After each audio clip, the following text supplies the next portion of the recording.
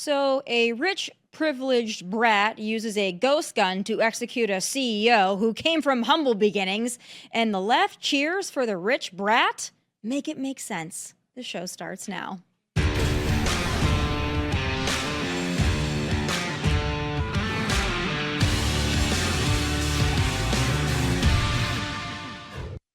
So the left is going through a really epic identity crisis right now, and while that's not entirely new or surprising, given many on that side don't know what a woman is or what bathroom to use, that's not the identity crisis I'm actually referring to in this case. Rather, it's the fact that many on the left, albeit the fringe perhaps, don't really know who or what to hate anymore. So they hate the rich, they want to tax the rich, eat the rich, so on and so forth. But the rich also fund Democrat campaigns to the tune of $1.4 billion. Sure, it was wasted on Kamala, but still. Oh, and here's another recent example. The suspect accused of murdering United Healthcare CEO Brian Thompson is Luigi Mangione, a 26-year-old kid from a well-to-do family who attended a private and very expensive all-boys high school in Maryland. His family owns a friggin' golf course, a radio station, and is one of the most prominent families in Baltimore County. His previous address was in Honolulu, Hawaii. So yeah, he's about as middle class as someone else we know. But the man he killed, Brian Thompson, on the other hand, came from humble beginnings, didn't attend an Ivy League institution, worked his way up in the healthcare industry for 20 years before becoming the United Healthcare CEO. By all accounts, he was a humble and simple guy, not flashy, not extravagant. But because he worked his way up to being a CEO and worked his way up to making $10 million a year, the fringe weirdos online find joy in his murder, and his alleged murderer, Richie Rich, over there, counted him as a parasite that had it coming. So to cliff note this all for you, a 50-year-old Midwest state school grad, husband and father of two, is murdered by a rich, privileged Gen Z brat, and the internet celebrates it as a victory for the little guy? Are y'all off your rockers? Do you realize how absolutely ridiculous you come across? Someone works hard to make something of himself and you condemn him because he held a job in an industry you don't like? Oh, and let's not forget the brat accused of killing him allegedly used a 3D printed ghost gun, and now all of a sudden, the left is mum on gun control. Y'all need to figure out your narrative here because it's not working. Joining me now with his take on that and much, much more is conservative commentator John Cardillo. John, a lot to talk to you about, but I think it's really stunning online the way people are cheering for this guy. You know, I thought they hated rich white males, but apparently not in this case. So maybe you can help me make sense of it. Yeah, no, you said it. You said it best. Like, help us make sense of this, right? So I had actually posted something on X this morning that almost mirrored what you just said in your opening. It's like, this guy is no hero, okay? You're a murdering coward when you shoot a father of two in the back while he's walking to work at 6:30, 6:45 in the morning. I mean, this is absolutely preposterous. You know, Tommy, the other question I have for United Healthcare, for the board of directors, and I think they need to be put on the hot seat, why in the world, when you knew you had 5 or 6, because they get thousands of threats, right? People just call in, they're upset about it, claim denial, they're pissed off. But they had, according to sources in the NYPD, right? I started my career there, 5 or 6 actionable threats on this guy's life. They're a $562 billion company. Why didn't he have security? But to your point, you've got the spoiled brat who went to Yale in the computer science department after his elite private school. Kid had every privilege on the planet, every path to success open, a trust fund from his grandparents, and now he's a hero. He's a hero to the left, the same people who worship AOC and Barack Obama because he wants to distribute the wealth. And by the way, all those people upset and cheering the death of this innocent husband and dad are the same people who voted for Barack Obama, and it's the reason they don't have good health insurance. My premium before Obamacare to today rose by a multiple of 7. I was paying $200 a month. Now I'm at almost $1,500 a month. They should be blaming their king, Barack. Yeah, it really is wild when you think about it. But that seems to be the reaction of the left to things, political violence. That seems to be more and more Yeah. acceptable to them, as we know from the way they celebrated the assassination attempt on Donald Trump. But also the reaction is just, well, somebody is in a high place, they make money, they're bad. And that just seems to be the narrative, and it's pushed by many in prominent and elected positions. You mentioned AOC. She's one of them who attends the Met Gala wearing a tax the rich dress, by the way, which was really rich, really interesting to me. But what's so weird to me is the left really seems to vilify money. They seem to vilify CEOs, corporate America, but they don't seem to vilify the people in Hollywood that are making millions of dollars to be actors, or they're singers, or they're Diddy, who's got a, from what the looks of it is quite an extensive history of wrongdoing. We don't know. We'll wait to see how that plays out. But it's so weird to me that they vilify like some Midwest CEO of a healthcare company, but they don't have that same rage for the people that are in Hollywood or entertainment that are making a lot more money for doing a lot less to benefit society. It's really wild to me, but I'm wondering if they learned their lesson after this past election. Do you think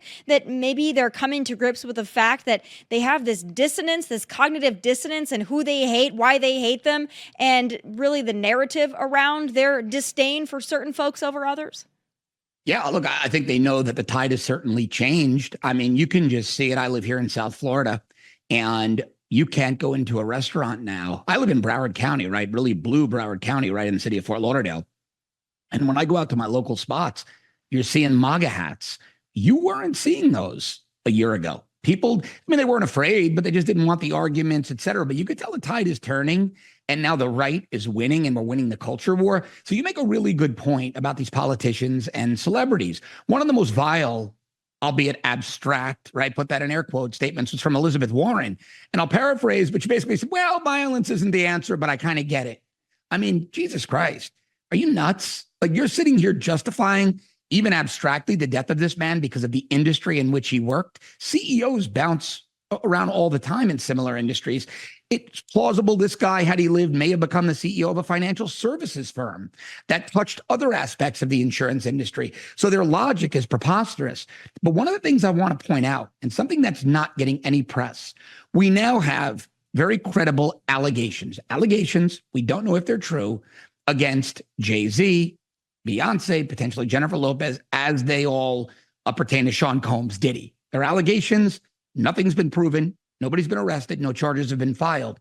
But Barack and Michelle Obama used to bounce tweets when it was called Twitter with Jay-Z, with Beyonce, like it was the coolest thing in the world. And everybody's forgetting that. And it was at the time that these people were going to those Diddy freak-offs, right? That's what they're called. The Diddy freak-offs. You're the president and the first lady celebrating these weirdos. So I think that Hollywood's starting to realize, yeah, we're kind of out of touch with the rest of the country, because it's not okay for that Midwestern dad who worked his way up to be a multimillionaire, but it's fine for George Clooney, right? We don't talk about wealth when George Clooney's hosting Democrats at his estate. And the hypocrisy is just, it's at the point where it's just annoying. It's annoying, and these people need to disappear metaphorically, but they need to just go fade away and have their own little echo chamber and not bother the rest of us. It's just so weird to me, the reaction. People, like I said in my open, like the left, and, I get it. A lot of these people are fringe folks. Some of them aren't. Some of them are elected. Some of them are just, I guess, prominent in the public spotlight. Whether they're prominent in industry or not doesn't matter. They're prominent folks with followings, and some are just fringe people that exist on the internet. But they really can't decide who they're for or who they hate. They really just don't know. They're really confused at this point. They've always been confused, but I think now it's just been highlighted. And, Daniel Penny is another great example of this. And that's, to me, it's so ridiculous. I'm so happy that justice prevailed in this case. But the way that some are making this young man out to be and trying to make this about race. And I think that they know in their hearts that it's not about race, but they have to make that connection. But I'll tell you who I'm incredibly impressed with, and that's just Daniel Penny himself. He's not an attention seeker. He doesn't want to be hailed a hero. He just wants to live his life. He stands up for what he did. He would do it again. He believes that he truly protected people, and he did that day on that subway. But he had an exclusive interview with our own Judge Janine that's on Fox Nation. We're, of course, getting snippets of it. And the more I see this young man, the more I'm impressed by him, and I hope he comes to Tennessee. Let's take a look at this. What in you caused you to want to get involved? I mean, I'm not a confrontational person. I don't really extend myself. I think this type of thing is very uncomfortable. All this attention and limelight is very uncomfortable, and I would prefer without it. I didn't want any type of attention or praise, and I still don't. Mm-hmm. The guilt I would have felt if someone did get hurt, if he did do what he was threatening to do, would never be able to live with myself. And I'll take 1 million court appearances and people calling me names and people hating me just to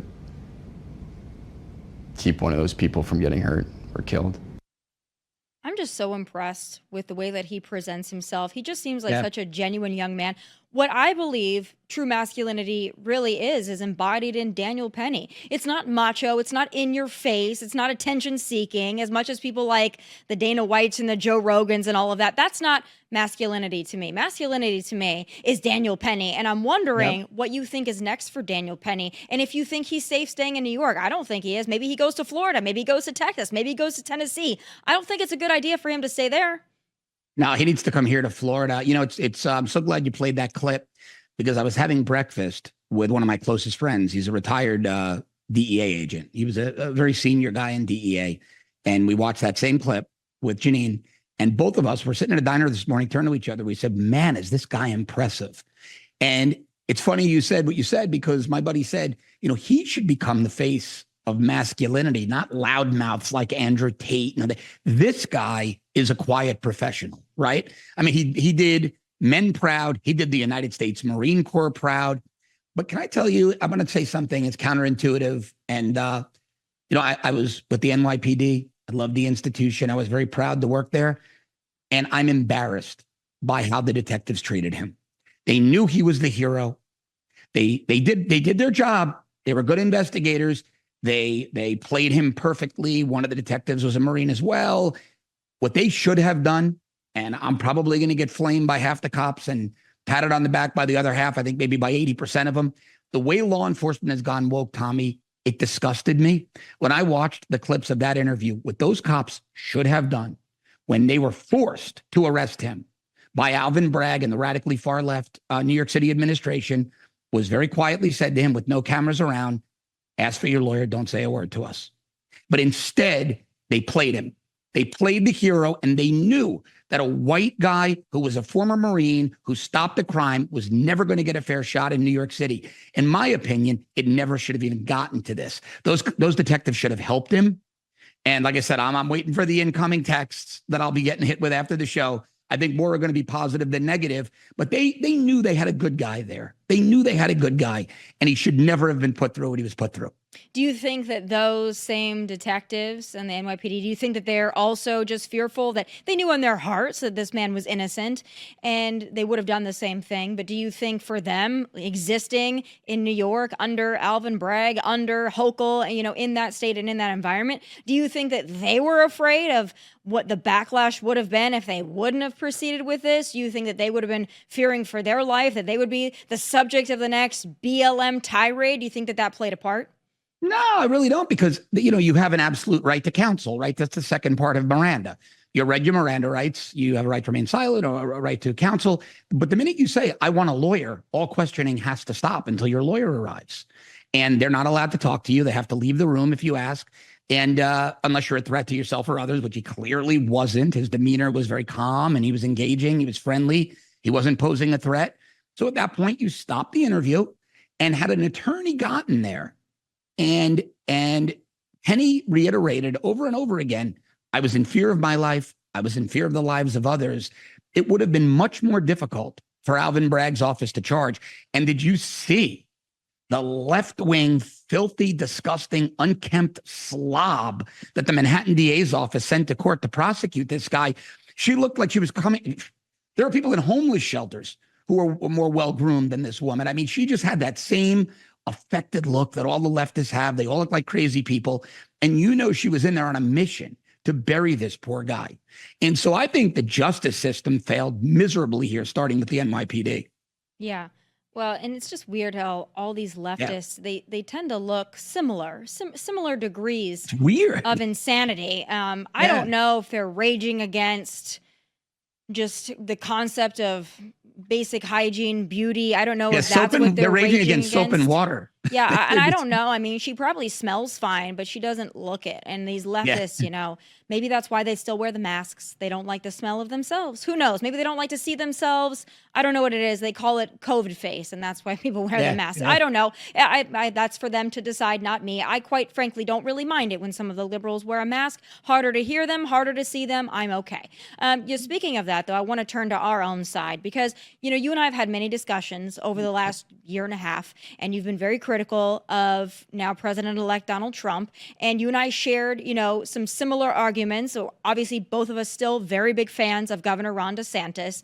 And I'm wondering your thoughts right now as we go through this nomination and confirmation process. It's really interesting to me. And here's what I'm fearful of. I'm wondering if you share the same concern. I don't like the fact that some are trying to pit Ron DeSantis against Pete Hegseth. Oh, well, if Pete doesn't make it and Ron, he's tagged in because Pete doesn't make it through the process, that all of a sudden it's going to be like a Pete versus DeSantis thing. And it's that doesn't make any sense to me. I don't think it's helpful at all. And I don't think that DeSantis is gunning for Pete Hegseth. I think that he's there and he'll serve if he needs to. But do you think it's kind of weird the way some on what I would assume to be our own side are trying to make this faux feud between the two of them? It's so ridiculous. And, I speak to the governor's team pretty often. They're good friends of mine. I mean, even just speak to them socially. And there is zero negative sentiment toward Pete Hegseth. Everybody there likes him. They all think he's a good guy. This is all manufactured by that same fringe element that you and I have spoken about, who just love drama. And they want to create drama. And I haven't heard one word from anyone in Tallahassee. And they're always pretty candid with me. Other than, he's a good guy. It's such a bizarre narrative that's been created.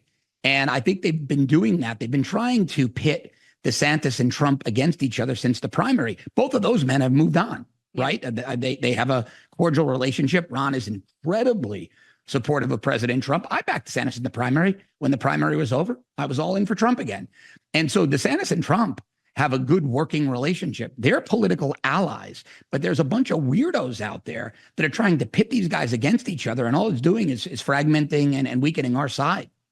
Yeah, and Donald Trump seems to be very impressed with Governor Ron DeSantis as well. And of course, there's made a big to-do about the fact that DeSantis is going to be at the Army-Navy game with Donald Trump, and Pete Hegseth is also going to be there. And it's one's from the Army, one's from the Navy, and they're both fighting for Donald Trump's affection. And I'm I don't know Ron DeSantis personally. I do know Pete Hegseth personally. I don't know Donald Trump necessarily personally, but I see it as three friends who all have the same goal in mind and all want to serve their country, going to an iconic game together. I don't think there's animosity there. Maybe I'm wrong, but I just don't see it. And I think it's so stupid that people are trying to create this fake feud where it doesn't exist. So I hope for the sake of our party and our movement, people stop with the drama or trying to create it where it doesn't exist. It's just stupid to me.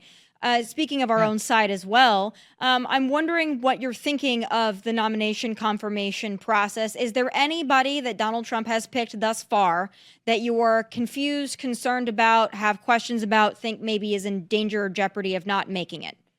So the ones I don't like are the labor secretary pick, because she's a radical leftist who's pro-union. I mean, anybody who Randy Weingarten, the head of the teachers union, approves of should be nowhere near any Republican administration. So that's one.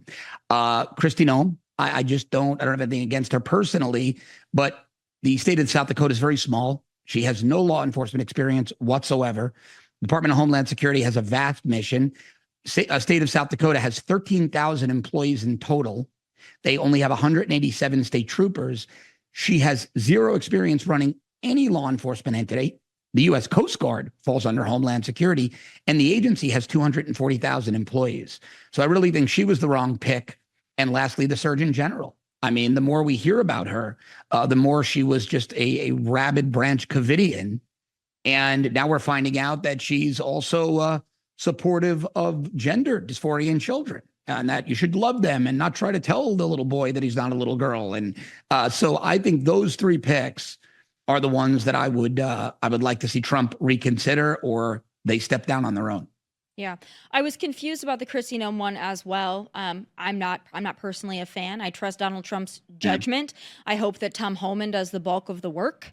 I assume that he will. Maybe she is just the forward-facing person. We know she likes to see her face places, so I'm guessing that is good for her in that way. We know that she plugged the veneers in Texas, so there's that. That's a border state, so maybe there's a connection there. I'm not sure. But that was a weird pick for me too. I have to just go with what Donald Trump wants. If that's what he wants, that's what he wants. That one was weird to me. Dr. Jeanette is a personal friend of mine. She said some things in the past that I think that, she maybe doesn't share those same views anymore. I would certainly hope not. She has told me personally that she doesn't share those views anymore, as you know, as one of the most fierce critics of COVID protocol in general, and as well as the censorship. So I have to take her at her word that she has evolved from those positions. And I believe that Donald Trump would never let what happened with COVID ever happen again. And I would just assume that moving forward, we move forward on that condition. But interesting picks. I like most of them. I was not familiar with the labor secretary, so I'm glad that you brought that up. I'll take a little bit more of a deep dive into that. Most of the other picks, though, I think are great picks. I love Marco Rubio for that position and many others. I think that he's made some great picks. So I'm hopeful moving forward. But speaking of that as well, Mitch McConnell yesterday, that kind of made some headlines. He took a little tumble. So some folks are saying that this is once again evidence of the fact that maybe we need term limits, or maybe we just need to reconsider how long we keep people in leadership positions. As we know, Senator John Thune is taking over that post, but Mitch McConnell is still very much in charge, and Mitch McConnell is still very much a major leader in the party. What do you think? And should we be more concerned about Mitch McConnell and maybe others that are reaching maybe the hill and going over it? Yeah, I mean, Biden proved that for us, right, over the last 4 years. I mean, McConnell's clearly not the guy he was even 5 years ago in terms of mental acuity, physical stamina, et cetera. These are incredibly demanding jobs. I mean, Donald Trump's a freak of nature. The guy is in incredible shape for his age, right? So there are always going to be anomalies like him and like some other people, like Clint Eastwood, right? The guy's out there still making movies at 94 years old, but they're atypical. McConnell is more representative of somebody in his mid, moving into his late 80s. And I think, how many times can the guy fall down and crack his head on the marble floors of the Capitol before somebody in his family says, okay, well, maybe it's time to retire, right? You're not leader. Does he really want to stick around? He's not in leadership. I mean, it's just time to go. But I think we need term limits for everybody in Congress, Tommy. And I think we need term limits, more importantly, for federal judges, not just the Supreme Court as they're proposing, all federal judges, because we saw how weaponized and biased they can be. And it's nearly impossible to have any recourse, to remove them, to sanction them, to get them to just stop doing what they're doing, because they know they're pretty much impervious to punishment. So yeah, I'm a big fan of term limits across the board. Yeah, really interesting. And it's funny because everybody seems to want term limits, but then it never seems to happen. And then the people that come in wanting term limits and they stay there for a little while, and all of a sudden they're like, let's just forget about the term limits. And then they want to put term limits on everybody else but their own position, which I find really interesting. The next thing, though, that I personally find super funny, because I'm no fan of Trudeau, but I thought it was really funny the way Trudeau skipped on to Mar-a-Lago when Trump threatened tariffs, sat next to him like a little puppy. And then, it's been continuing, and this is something that Donald Trump likes to do. He's been continuing to kind of just lightly, and I think, in a loving way, kind of maybe berate him a little bit, calling him the governor several times, and, making the joke about, hey, if Canada can't survive with tariffs, or if we need to keep subsidizing Canada, maybe they should just become a state, probably said in jest, I'm sure, but people are still freaking out over it. It continues to call him the governor, which I think is so damn funny. But, there are some that are really freaked out about it, and they're really insulted that we're insulting Canada like this. I want to play a clip for you. To the extent that this 51st state thing was a joke, it's not funny. And I find that pursuing it on social media makes me increasingly nervous. Mr. Trump we have to be very, very careful with the president-elect.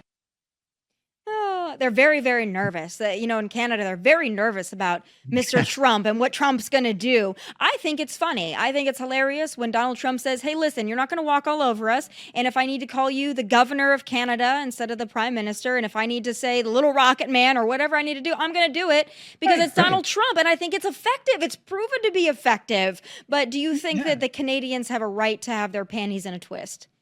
It's ridiculous. I got to be honest with you. I laughed out loud when I saw Governor Trudeau of the great state of Canada. I mean, it was funny, right? But you know what's even funnier? I was sitting with a friend of mine. We have a lot of Canadians in South Florida now that we're back in season and in a winter season. And I was with a friend of mine at happy hour last night. She's from Toronto.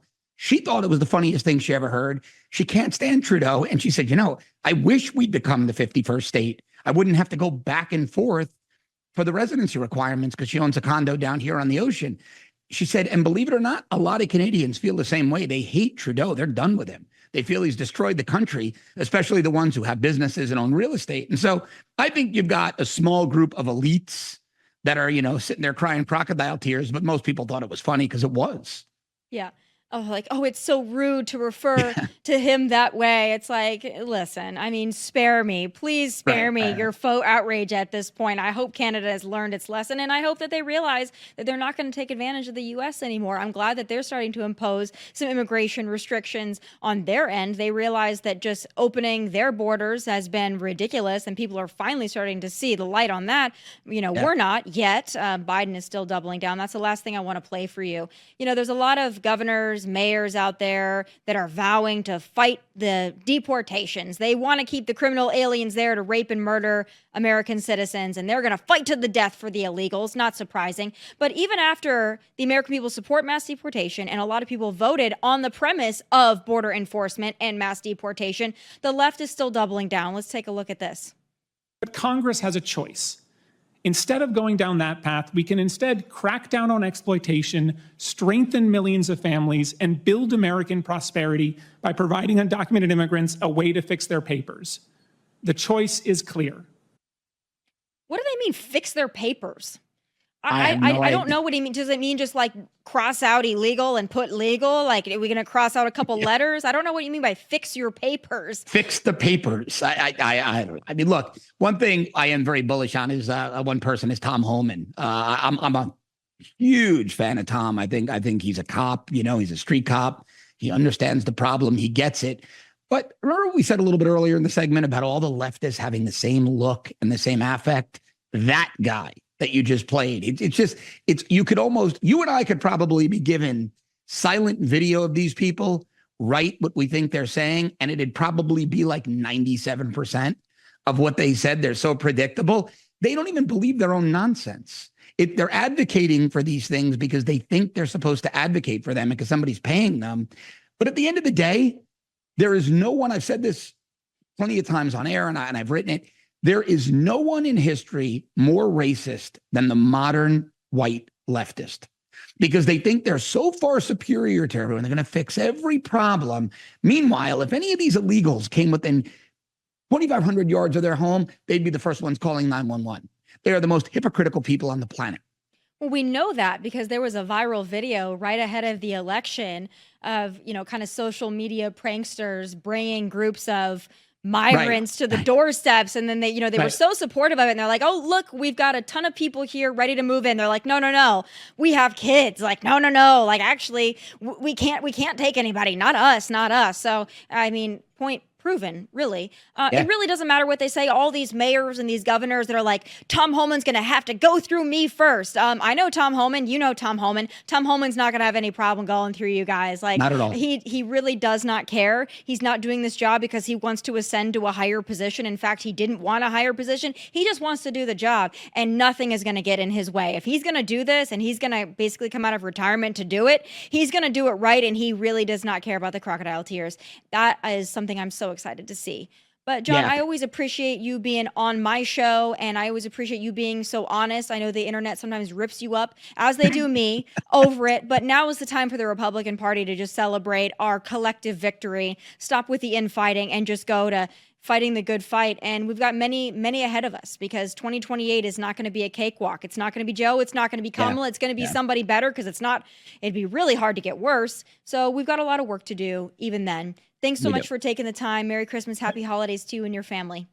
Thanks, Tomi. Merry Christmas. Same to you. Have a great New Year. Thank you. All right, folks, something else that's rather concerning. Drones the size of small cars have been hovering over New Jersey for weeks. And once again, the Biden administration is asleep at the wheel. It's time for final thoughts.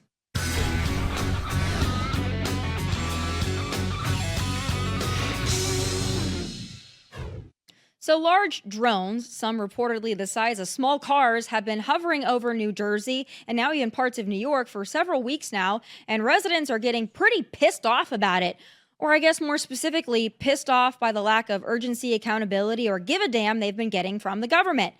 It's not normal to have large and professional-grade drones hovering over an American state for weeks on end, likely surveilling sensitive infrastructure or sites, including President-elect Donald Trump's Bedminster golf course and residents. While the FBI is supposedly investigating, they just don't know who's operating the drones. We do not attribute that to an individual or a group yet. We're investigating, but I don't have an answer of who's responsible for that, of one or more people that are responsible for those drone flights. But we're actively investigating. What the Bureau has done to aid our state and local partners is what we generally do, enlist the help of the interagency, enlist the help of the public. There's a tip line there, that 1-800-CALL-FBI, tips.fbi, for information from the public that could help us resolve this. It is concerning.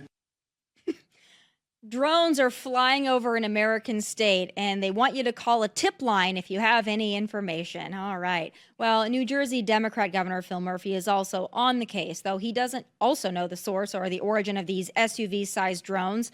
But he is confident, even not knowing anything about them, that there is no known threat to the public at this time. I'm sure the folks living in the flight path are super comforted with that rock-solid assurance. Good Lord. Does our current government give one single iota of a crap about protecting this country from enemies, foreign or domestic? Because it sure as hell does not feel that way at all. Whether it's drones over New Jersey, a Chinese spy balloon that traversed several states for a week, or a wide open southern border, it sure feels like our federal government is asleep at the wheel. Well, we know Joe Biden certainly is. And it really feels like the motto of this whole regime is, let's just give everyone the benefit of the doubt and wait and see. January 20th is coming. Let's just hope the aliens don't invade in the meantime. And if they do, may I suggest starting in California, because they won't know the difference. Those are my final thoughts. Please be sure to tune in tomorrow live at 1 p.m. Eastern. Catch full episodes of the show on Fox Nation whenever you like. Please like and subscribe to the YouTube channel at Tomi Lahren is Fearless. Don't forget, Christmas is right around the corner. Shop all Outkick merchandise by visiting shop.outkick.com and score 20% off with code HOLIDAY at checkout. From Nashville, God bless and take care. Hey, thanks for watching. If you want more of my hottest takes, must-see conversations, and of course, my final thoughts, click here and make sure you subscribe here so you never miss a beat. I'll be here every weekday, and I hope you'll join me.